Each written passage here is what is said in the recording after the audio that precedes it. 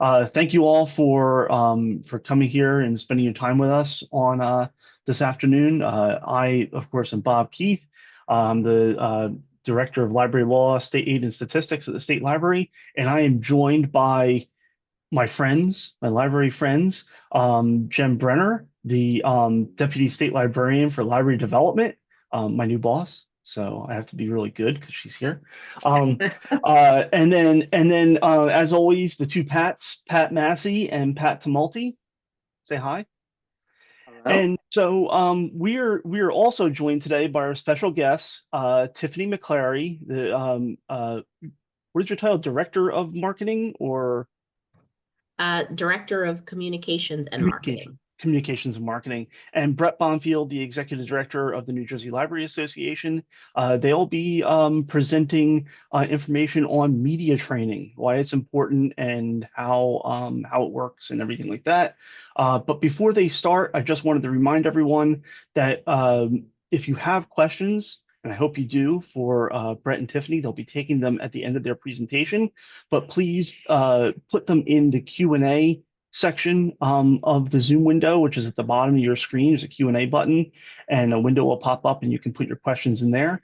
If you want to chat with us about, there's a problem, or you're just kind of sharing something, or we might want to share a link with you or something like that, that will be in the chat button. So you can click that and talk with us, and we can talk with you. But please save your questions for the Q&A. It just makes it a little bit easier for me to pick them out and then ask them quickly and efficiently to Tiffany and Brett. So does anyone else have anything for the good of the order before we start? Any other announcements, things we want to there's one announcement. We'll talk about the next month's program at the very end. We'll give you a little save the date. But except for that, Pat and Jen, do you have anything? No, I'd like to thank all of everybody for joining. I hope there are Mhm. some trustees out there for New Jersey Association Library Trustee Association, and I'm really happy that we're doing this today. And Yeah. thanks to Tiffany and Brett. Yes. Yep. Great Yep. Thank you very opportunity much. for the partnership. So thank you so much. We're really looking forward to it. Excellent. Well, without further ado, I'm going to introduce again Tiffany McClary and Brett Bonfield to talk about media training. So, Tiffany, you are going to be first. If you want to share your screen, and we will all, of course, still be here, but we're going to turn off our cameras and mute ourselves so that everyone can focus on you. So, yeah, take it away. Okay, thanks, Bob. Actually, I'm going to turn it over to Brett so he can Oh, that's kind right. of I'm sorry. You're give right. us a little You're right. intro and I apologize. I got my no, that's order totally order fine. of people wrong. Excuse me. All right. Totally understandable that Bob would have Tiffany first. We're going to be talking about a media training guide, and Tiffany was the lead author on that guide. I was very much the second author. It was a wonderful collaboration, but the guide is really good, and it's because of Tiffany's work. So I'll start by kind of telling the story of that media training guide, and also talk about its uses both for trustees and for directors. And then Tiffany will take you through the guide itself. So I think the first thing to make sure that you know in terms of my perspective, I've been at the New Jersey Library Association as the executive director for the last 2 years, but prior to that, I was a library director. I was the library director at Princeton Public Library. I was also the library director at the Collingswood Public Library, and I am currently a library trustee at the Collingswood Public Library. So I do have a recent experience as a library director and current experience as a trustee when we talk about this topic. And it is a really important topic. I think, as trustees, one of the qualifications is not necessarily knowing how to, coach somebody else in working with the media. And certainly as a library director, that's something that a lot of us learn on the job. It's not something we come into the job knowing how to do. And so, Tiffany and I wanted to come up with something that would be a way for those of us who aren't particularly experienced in developing a media strategy, or in working with media, to know, what we are trying to accomplish when either the media, a journalist calls us and asks for comment, oftentimes about issues that can be really divisive or could potentially be divisive, um, or when something happens at the library or in the community where we need to have a response. And so the idea for the Media Training 101 guidebook was to help everybody at least have the basics, kind of take a checklist approach to working with the media. And so, you know, even the actual structure and the actual medium of the guide was something that Tiffany and I spent a fair amount of time discussing. Did we want to do it as a class? Did we want to do it as, a webinar? Did we want to, do something, like a full website or something? And she pointed out, and well, we both realized that probably the very best thing would be a checklist that would be directed primarily toward library directors, or if the library is large enough to have somebody who handles, PR or communication, but may not necessarily know libraries, that they could use. And so the idea would be to, create a really short guide. And again, it's just a few pages long, and there's lots of white space and lots of checklists, um, that somebody could read, once or twice, and kind of get a handle on the scope of media relations, and have some resources so that if somebody didn't understand something on the checklist or needed more information, that there would be places to go to understand the fullness of the text itself. And then when something happens, again, you're in a crisis, or there's a journalist calling you, you can then go and consult the checklist, right? So that's the idea. In terms of dividing again between the director role and the trustee role, it's almost always going to be the library director who should get those calls, or should be the face of the library in a crisis situation, again, unless there is somebody on staff who's already tasked with PR and media relations. So again, some libraries are large enough or well-funded enough to have a full-time PR person, or the director has designated the associate director or deputy director for specific kinds of things that might come up. You might have a project, or something else, or if it's around collection development, you might designate the head of tech services for very specific kinds of questions, or something like that.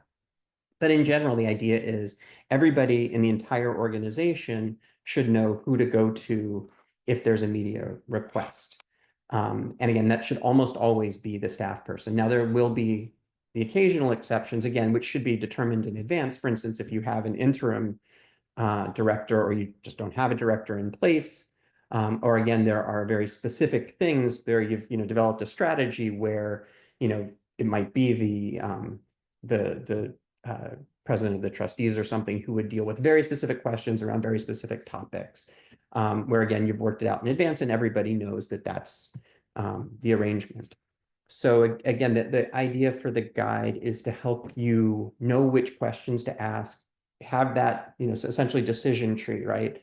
If it's on this topic, or if it's, from this person, or, this outlet or whatever, that's where the question gets directed. And that person therefore has a plan in place for when that happens, they know what they're going to do, right? So that's, I think, plenty of table setting. I think, Tiffany, was there anything else you wanted me to cover before you jumped into the guide itself? No, I think you pretty much covered it. Okay, good. Well, then I'll turn it over to you, and I'm sure you've had plenty of table setting, and now you're interested in the actual main course. And again, Tiffany's the real expert here, and so I'm so grateful to be able to turn it over to her to talk about the suggestions we had in the guide itself. Okay, great. Thank you so much, Brett. And just give me a thumbs up if you see my screen. Okay, perfect. So yes, I'm really excited to be here today just to kind of give a high-level view of the Media Training 101 guidebook. And as Brett mentioned, this is really, the type of guide that you can print out, you can kind of stick it on the shelf, and when you're in a pinch, you can pull it out. And we try to make it as user-friendly and comprehensive as possible. The design, the language, we really try to simplify the process so that you could, at a glance, really have understanding and have some key takeaways. So jumping right in. Again, the guidebook, it covers some key concepts and some skills that will help you when you're dealing with the media. As Brett mentioned, it does include a checklist, which we will go over. And another really nice component is we address some frequently asked questions. When Brett initially came to me, he mentioned that he had been getting inquiries from library directors across the state, and they had some really specific questions on how to address the media or how to handle certain situations. So we kept that in mind when pulling this together, and we tried to give some answers to those questions.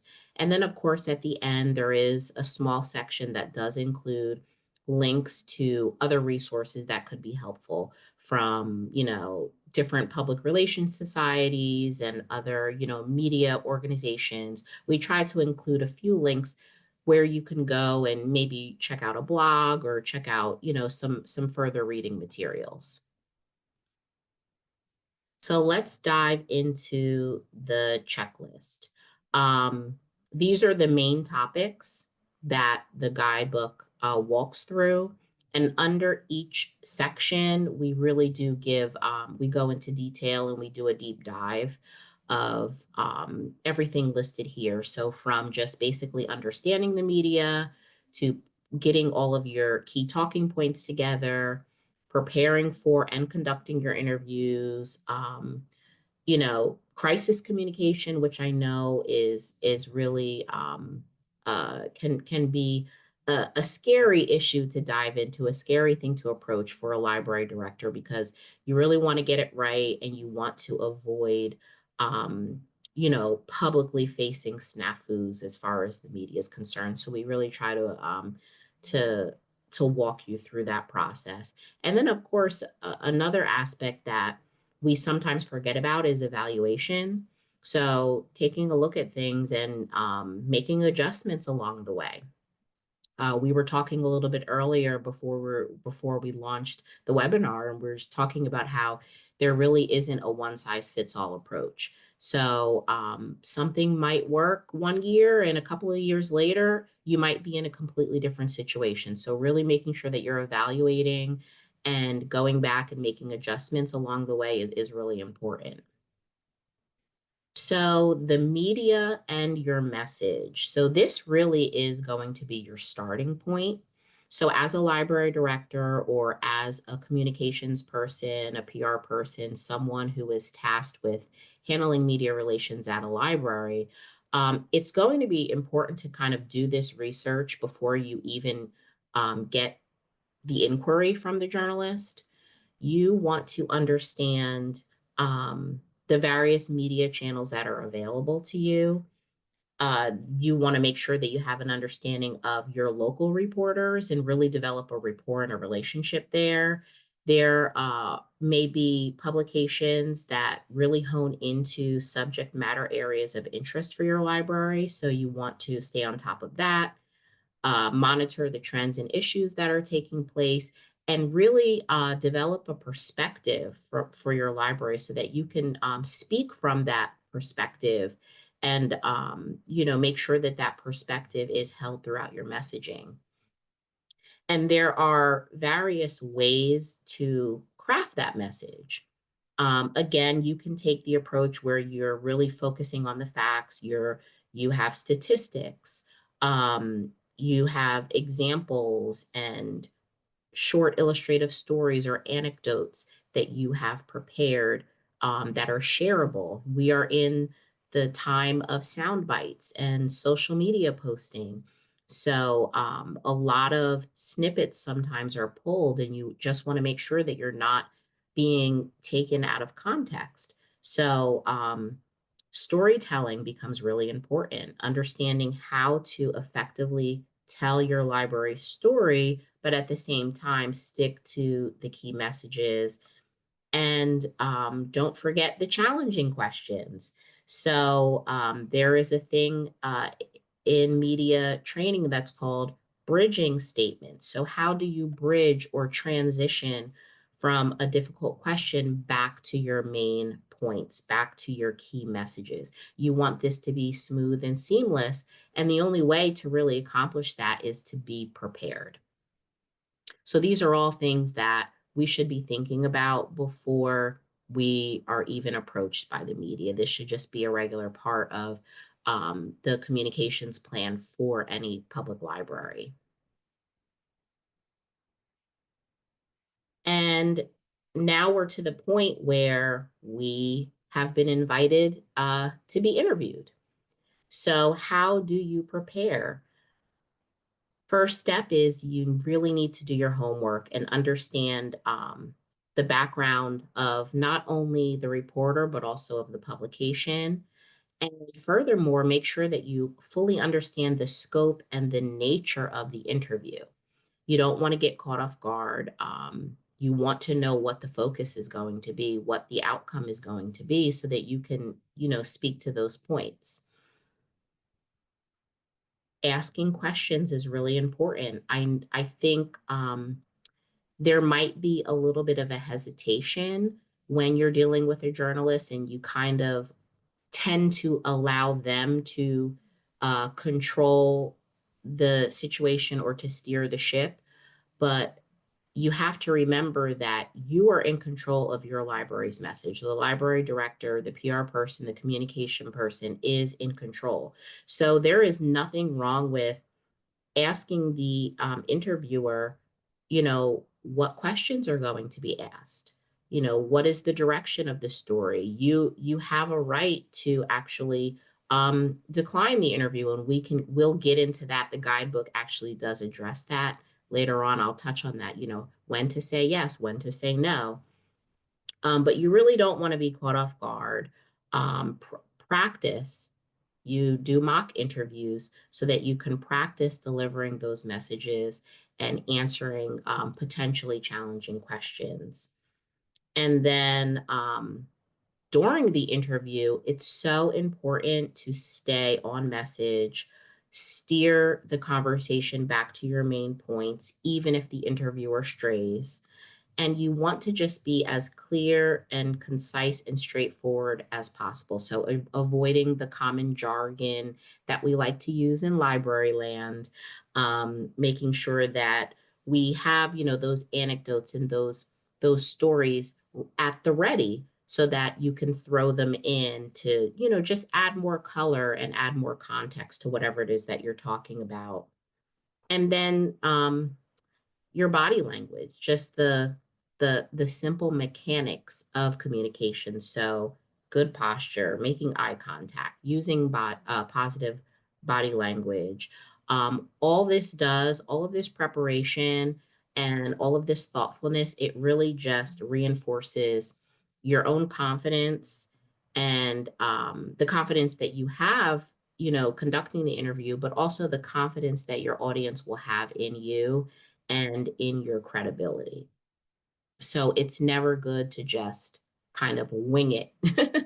There may be situations where you have to wing it, but if you're already thinking about these things before the reporter even approaches you, you'll be better positioned to, have that poise and composure that's necessary to really effectively communicate.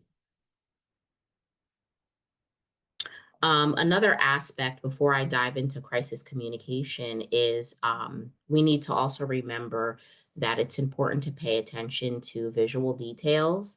So whether it's a TV interview, whether it's a Zoom interview, being mindful of, your background, lighting, testing, we dive into all of this into the guidebook. So we give some tips and some tricks and some things to really be mindful of. So I just wanted to mention that before we move any further. So preparing for crisis communication. Number one, again, before the crisis comes, it's really, really important to have a plan. That way, you are able to respond quickly, you are able to respond transparently, and you're able to really focus on accurate information and reassuring your audience because you're prepared. You're not kind of in a frenzy. And that doesn't mean you'll be prepared for the crisis. I mean, a crisis is a crisis for a reason. It's completely unexpected. It's usually completely out of the blue. It's always going to catch us off guard. But if you have a process in place and a plan in place that your library will follow in the instance of a crisis, you will be able to handle it much more gracefully if you didn't have one. And just a few tips that I included here. Make sure that you are designating a spokesperson. Any and everyone should not be speaking on behalf of the library.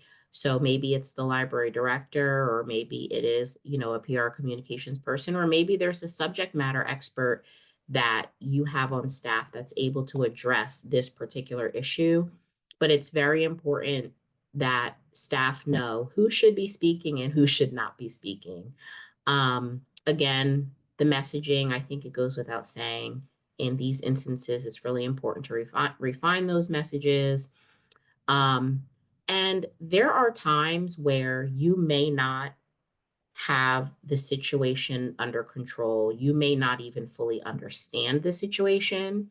So in those cases, you may want to actually just start off with a press holding statement. And this is actually just a simple statement that kind of sets the tone and says, like, hey, we're aware of the situation, we're investigating, or, we're working to rectify the issue. Just something very simple, straightforward, where you are getting ahead of it and letting your constituents know that you're on it and you're handling it, but you're not necessarily laying out all the information or giving the full story. And you can find online many templates on how to construct a press holding statement, and then you would just modify it according to whatever the situation is. And then again, back to that evaluation process, make sure that in the event of a crisis, that you're tracking the media coverage, you're paying attention to public sentiment, you're evaluating, the way that your communication is coming across, the way that your communication is being framed in the media. These are all important aspects of just evaluating where you stand with the media and then making the necessary adjustments.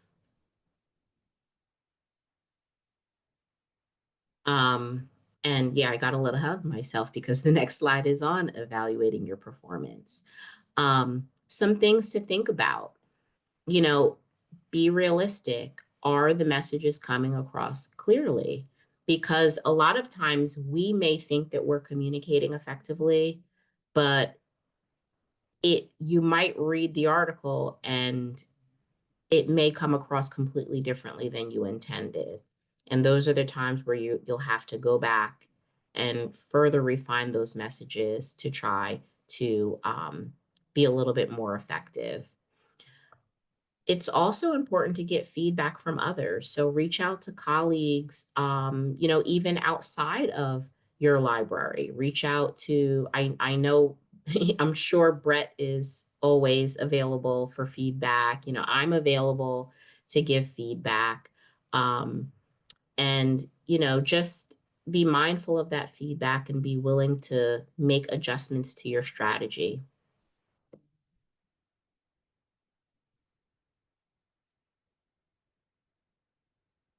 And so after you walk through all of that, and again, I'm just giving the very high level view, but there's much more information available in the guidebook.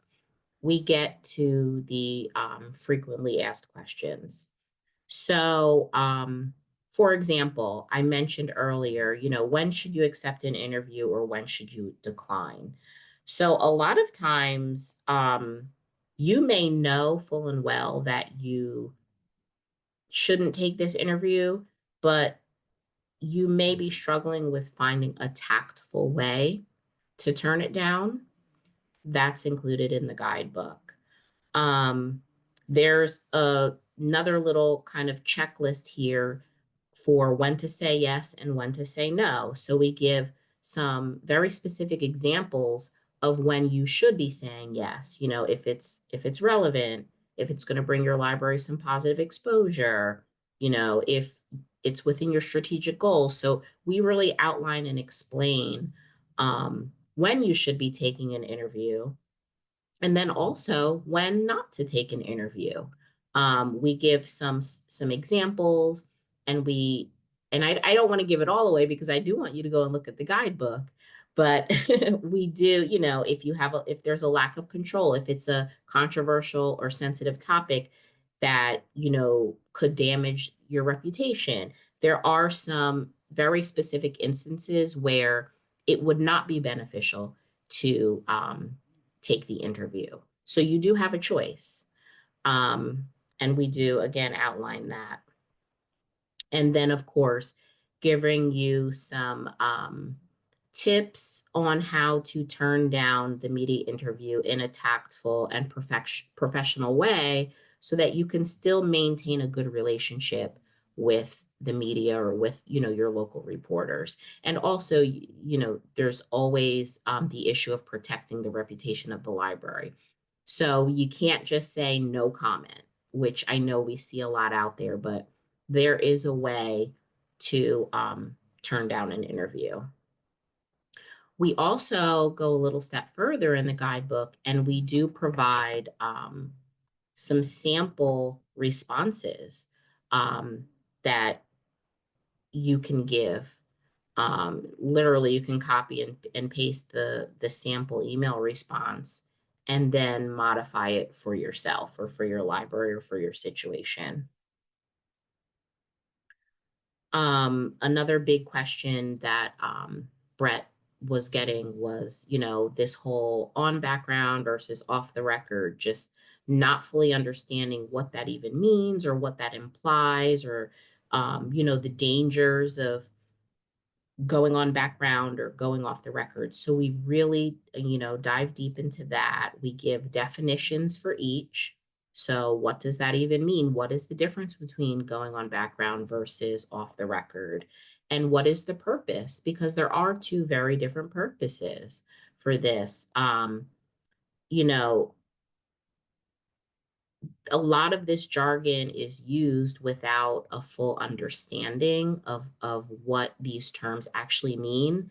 And there could be consequences, because if you don't fully understand what off the record means or on background means, and then you're divulging information that you don't want shared, and that it ends up being shared, and it's perfectly legal in some instances for a reporter to still share information. You just want to make sure that you have a full understanding and cover your bases. And again, we give example statements to where you can engage with a reporter and ask them to go on background or off the record. So in the guidebook, we do give examples, again, that you can use in real time. That's why we say it's good to just keep it handy so that you can flip through and literally, just repeat what is in the guidebook.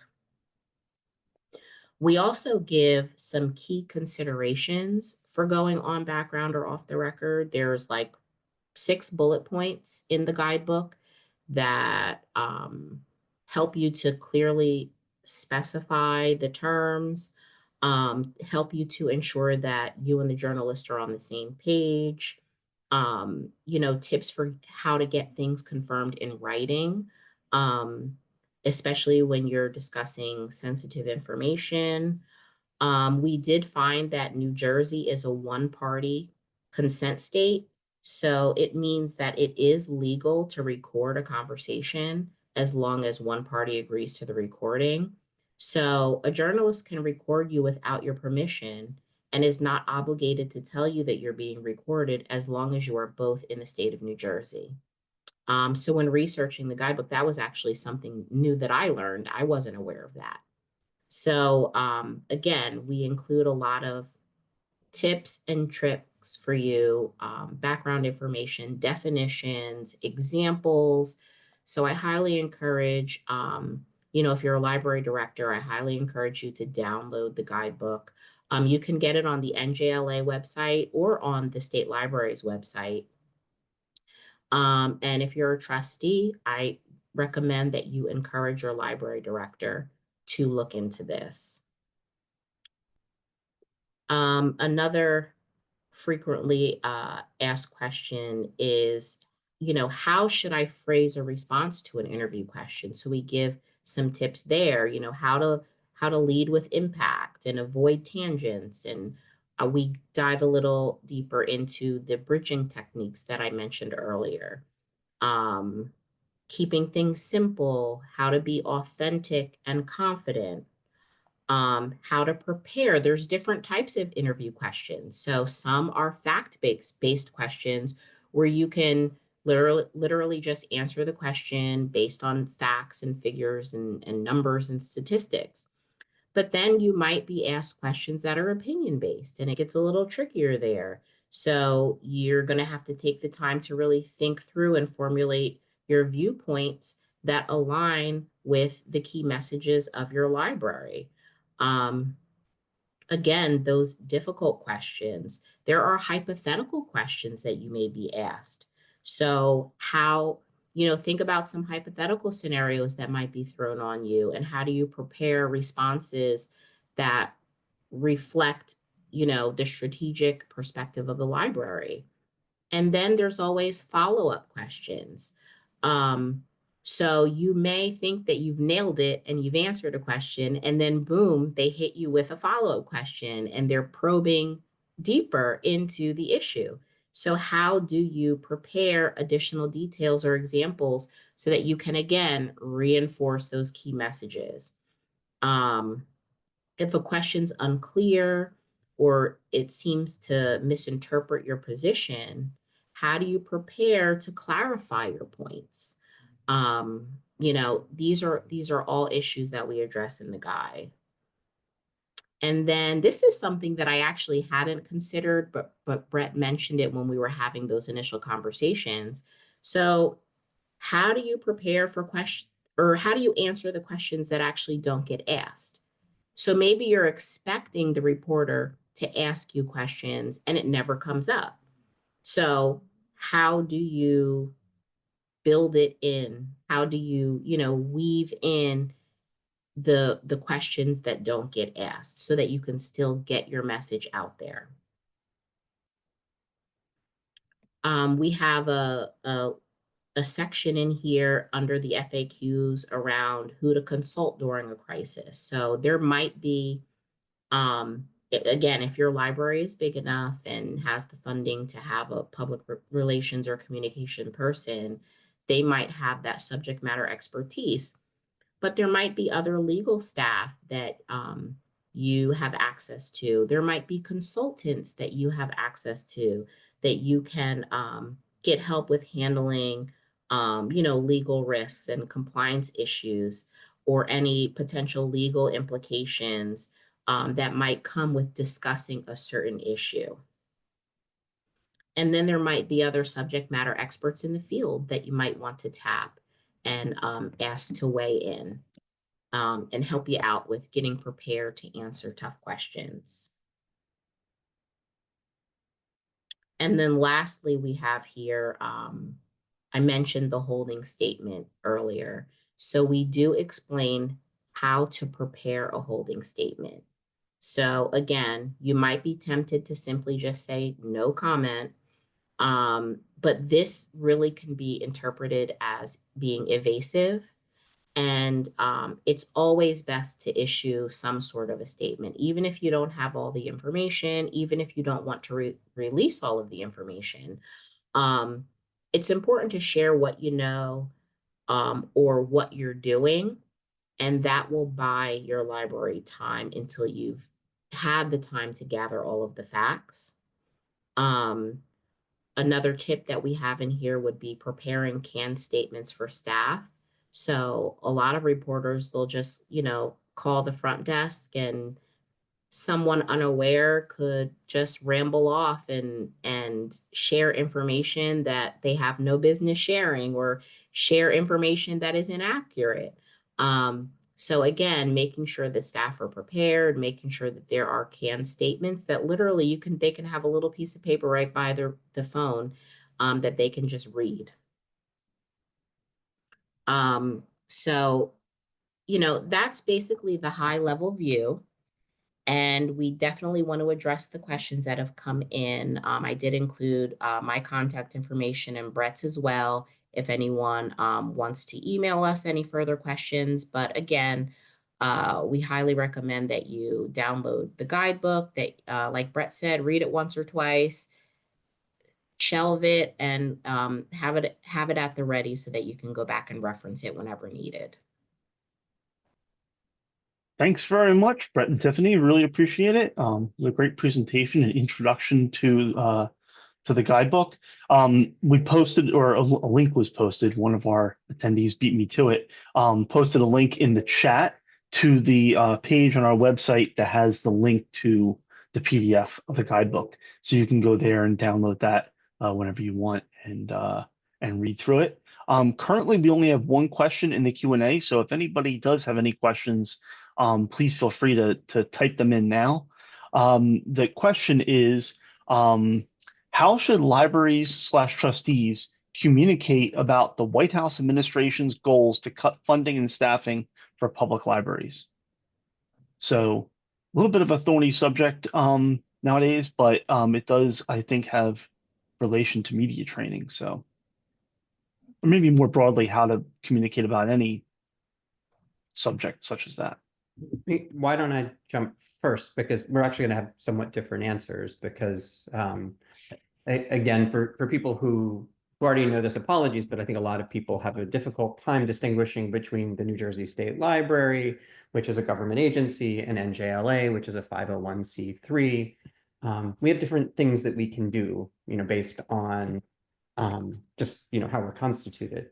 And so as a 501c3, we hire lobbyists. We're actually allowed to spend 15% of our time on lobbying and advocacy. That's not something that the state library can do or would be appropriate for the state library to do. So I'll start with our piece, and then I'll turn it over to Tiffany, because yeah, so I have already communicated through NJLA channels a couple of different times through our email channels about our understanding of where we are in terms of IMLS funding, what we know in terms of the executive order, and also the importance of IMLS funding to the state of New Jersey, how it affects New Jersey's libraries. What we've also been doing is directing people to ALA's advocacy efforts and encouraging them to follow through on ALA's advocacy efforts. And that's what most of the state associations are doing. Rather than doing our own individual plans and individual statements, we want to speak with a common voice, and that's really been led by ALA. And so, they've got, the tool that you can use to contact your federal representatives, your senators, the congressperson who represents your district. So, again, we're allowed to and do encourage advocacy. The other piece, and this is actually a really important example, I was contacted by a reporter who wanted to talk about IMLS.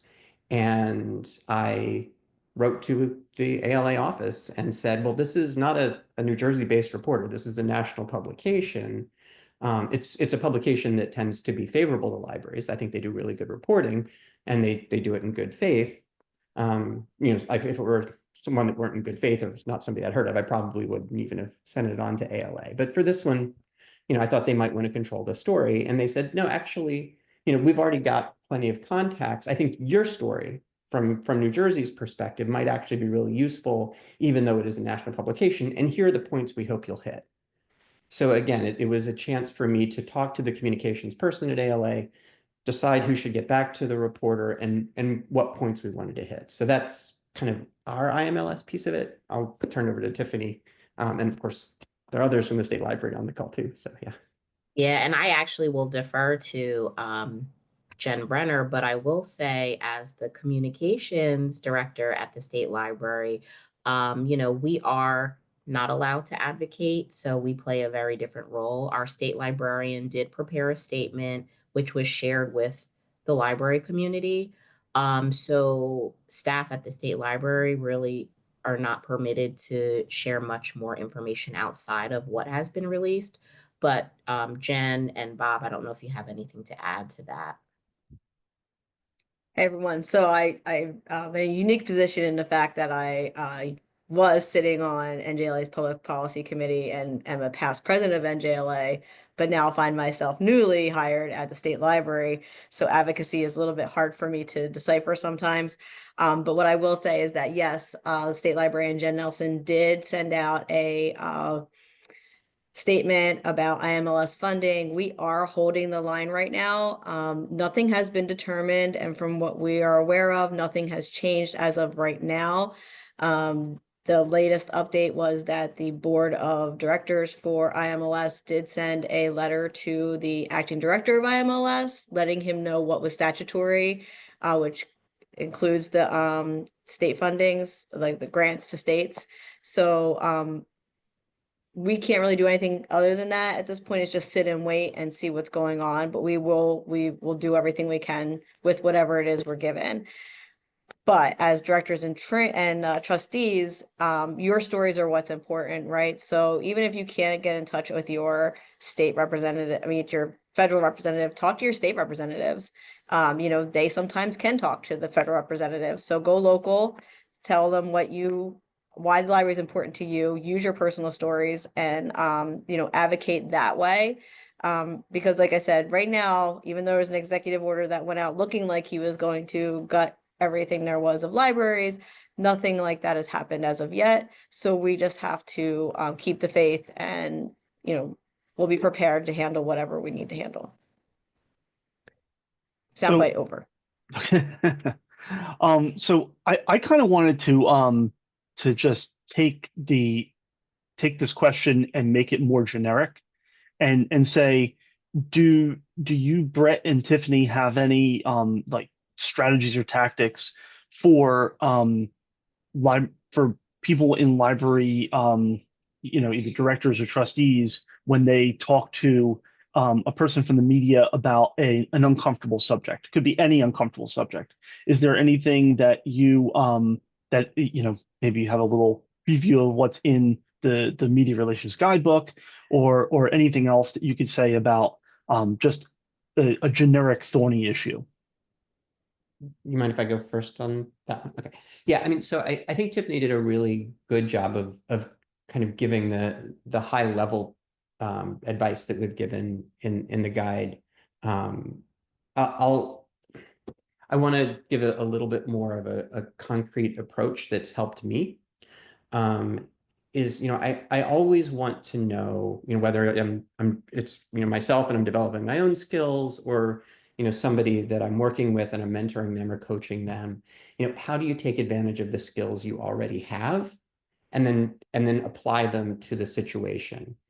And so I think this happens all the time in job interviews. If you have something on your resume, we all do, where we didn't stay as long as somebody thought we should have, or whatever, right? So you have to have a way to talk about something that may feel thorny to you. Or the other thing is, we've all worked at a customer service desk. We've done circulation or reference or some other outreach or public facing work where somebody asks a question that they probably shouldn't have asked, or they bring up a topic that is pretty sensitive. And so I think you can apply the sensibilities that you've developed in these kinds of situations. Now, again, just all my examples are going to be food because I haven't eaten lunch yet. But, just because how to bake cookies doesn't mean you know how to bake a cake or how to bake a pie. However, the skills that you've developed in baking bread and baking cookies will help you make a better cake, right? And so take advantage of the job interview skills you've developed or the customer service skills you've developed, and then do those practice interviews, right? With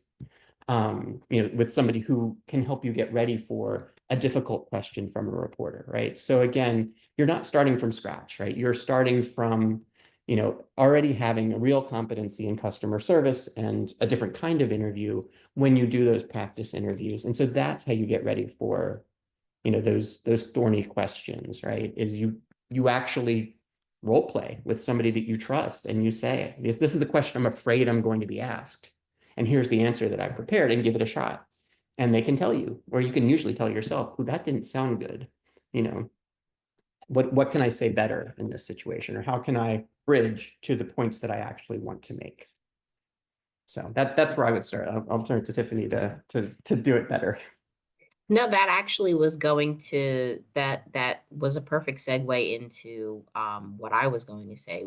Brett just said, how do I bridge? So for me, it's really redirecting and preparing those bridging statements. So, that's a really interesting point, but, to further, expand on the point I made earlier, X, Y, and Z. Or if a question is phrased poorly, you could just rephrase it and just say, well, did you mean to ask this? And rephrase it the way that you need it to be phrased. But really, my tip is always just to redirect or have a few bridging statements prepared to where it's like you can very politely just, just pivot. Bob, I hope Okay. that answers your question. Well, it was from anonymous attendee, so I hope that it answers anonymous attendee's question. Yeah, But we can't control everything. We yeah, aren't always going to have a perfect response. And there are times where you just kind of have to redirect, pivot, bridge, whatever the term you want to use, but circle back to the key points and to the information that you're trying to share. yeah. All right. Second question is where can we get New Jersey specific talking points? I don't know if NJLA, I mean, I don't know if this is in relation to the question prior, but or maybe just in general, does NJLA have anything on you know, library related things going on that, we could that libraries could use to inform their responses? Yeah, I mean, if it is about IMLS, the statement that I put out twice last week, we do a monthly organizational update and then we do weekly updates. And we use the same information for both of them because in the 24 hours between them, nothing changed.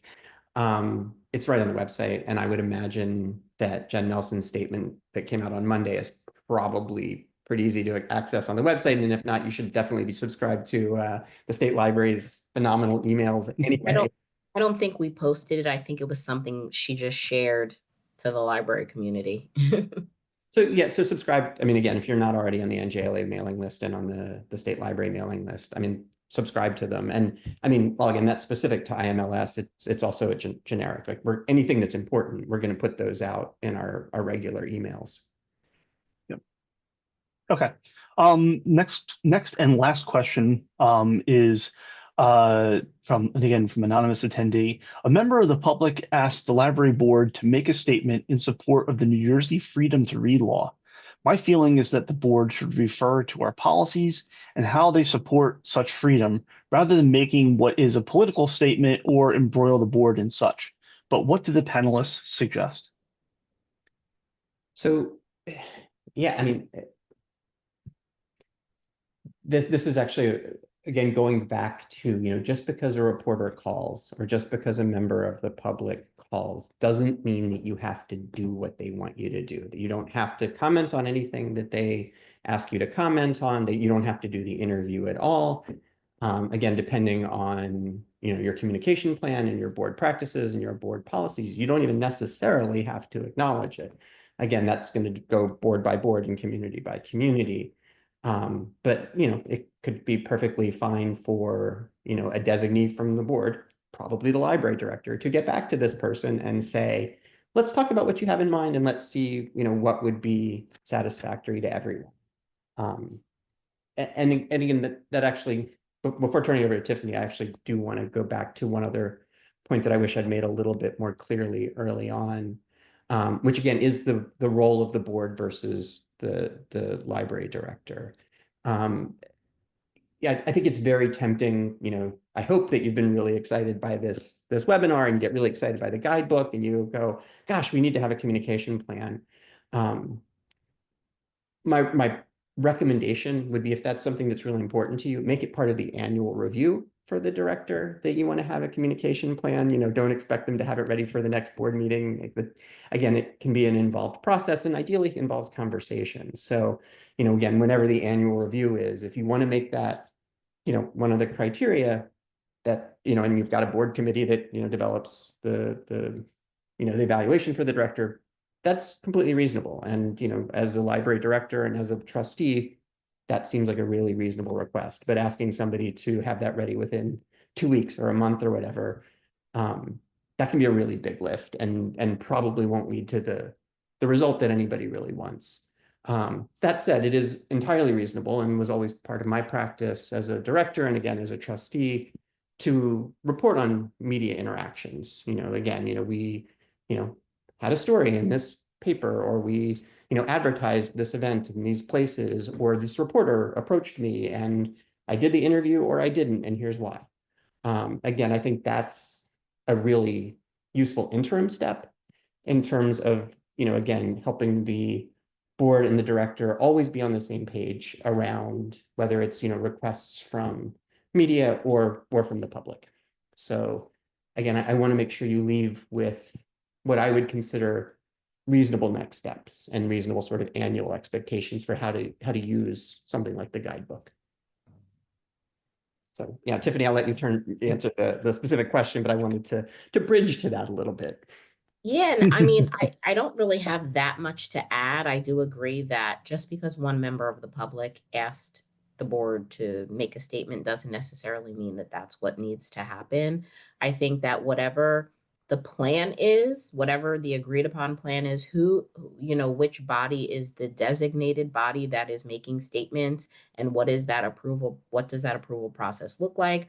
I think all of that is part of that planning process that needs to be in place. I really can't speak on that specific example, but I just think in general, designating spokespeople, designating who writes, who approves, and making sure all of this stuff is planned out in concrete. Then when you get requests that come in, you can determine whether or not it's something that should be answered or something that should be considered, something that should be done.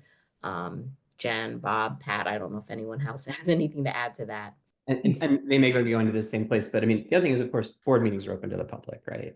And so this person could well come into a board meeting and say, I want you to make this statement. A lot of boards even have policies that say, we always listen to the members of the public and we don't comment. We just thank them. And again, that's entirely reasonable to say, we hear you, we'll discuss it and we'll come back to you with a response. So my suggestion or recommendation for the specific question would be, as a former board member as well, I would probably say something along the lines of, please submit that question in writing to the board and we'll get back to you. So that way, you have a chance to sit with your entire board, because if you aren't the chair of the board or not the board president, that's something else you don't want to be answering off the fly. But also that gives you time to sit with your director and say, okay, listen, these are questions that are coming up. What is going to be our answer?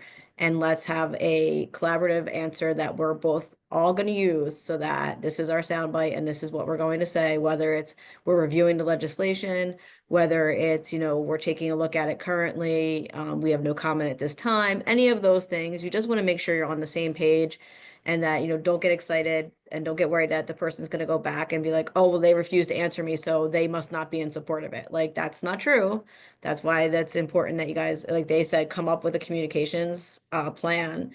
And if you don't have one, at least during these times of specific things that are happening, freedom to read, the executive orders, make sure that you guys have the same soundbite because you want to be, if anything, unified during this time. So that's all I have to say.